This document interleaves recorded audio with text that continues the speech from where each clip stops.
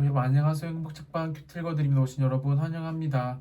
오늘 11월 8일 월요일 하나님 말씀 함께 나누겠습니다. 본문 사사기 4장 1절에서 10절 말씀입니다.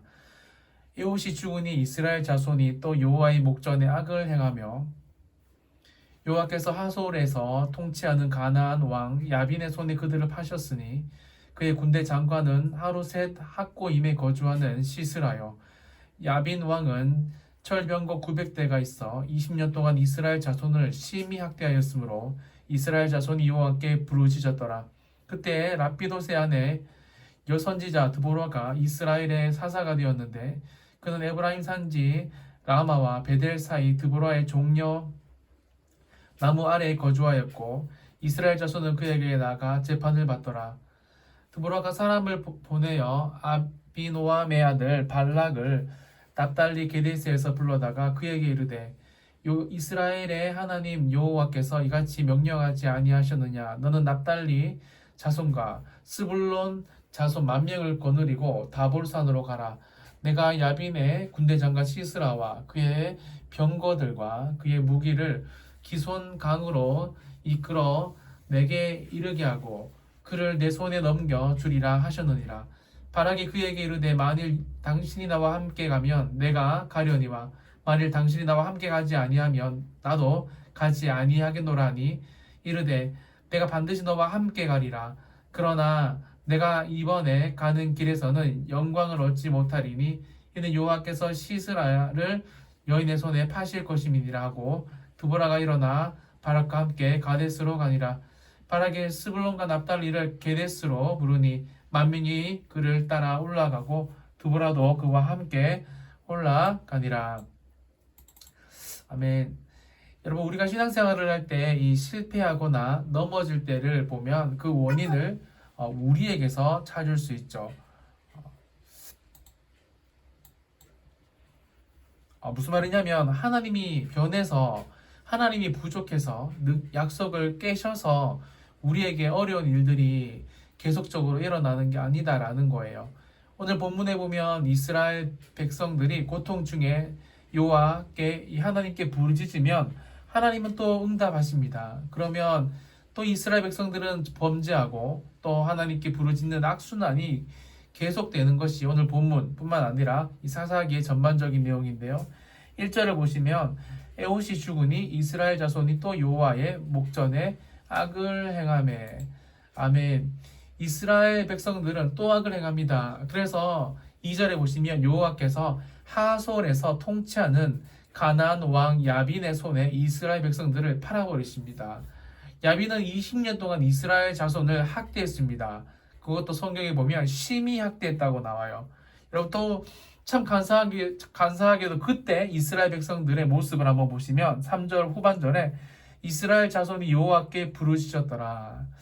여러분 부르짖습니다. 기도하는 거죠. 도와달라고 하나님을 찾는 겁니다.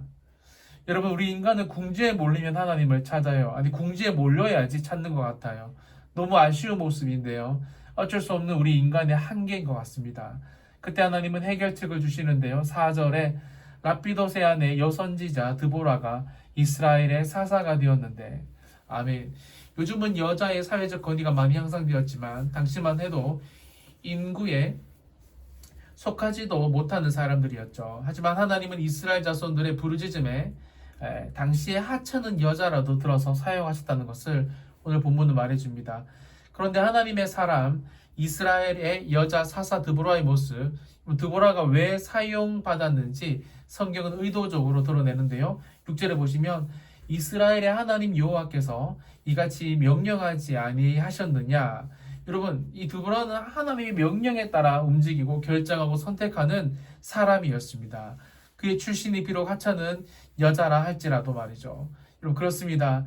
당시 하찮은 여자였지만 하나님께서 드보라를 사용하신 이유는 그가 하나님의 명령에 생명을 걸고 지켜내는 하나님께서 드보라를 사용하시는 그 이유가 바로 그것이었다라는 거예요.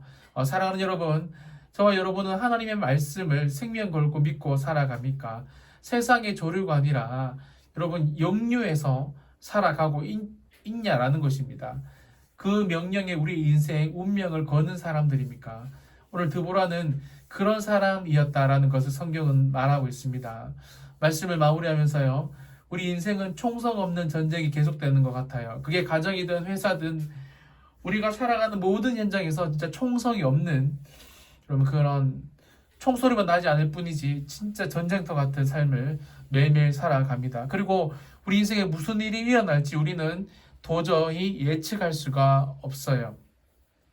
하지만 사랑하는 여러분, 우리 그리스도인들은 하나님의 명령에만 집중하고 그 명령에만 순종하여 이 세상에서 승리를 이끌어내는 사람들입니다. 여러분 그 사실을 꼭 기억했으면 좋겠습니다. 그럴 때 우리의 백그라운드가 환경이 능력이 부족해도 하나님의 손에 귀하게 쓰임 받을 것입니다.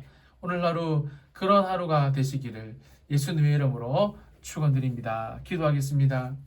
살아계신 하나님 아버지, 우리 인생 특별히 하나님의 명령에 따라 사는 삶임을 기억할 수 있도록 도와주옵소서. 사사기를 보면 왼손잡이 에웃, 오른손이 불구가 되어서 왼손으로 밖에 살아갈 수 없는 에웃도 또 뿐만 아니라 오늘 이 멸시천대 받았던 이 인구조사에서 또 이렇게 사람 같지 않는 대우를 받지 못했던 이 여자들도 사용하시는 하나님, 하나님의 명령에 순종만 하면 지금 이 시대에도 하나님은 사용하신다라는 것을 말씀을 통해서 우리에게 오늘 또 가르쳐 주셨습니다.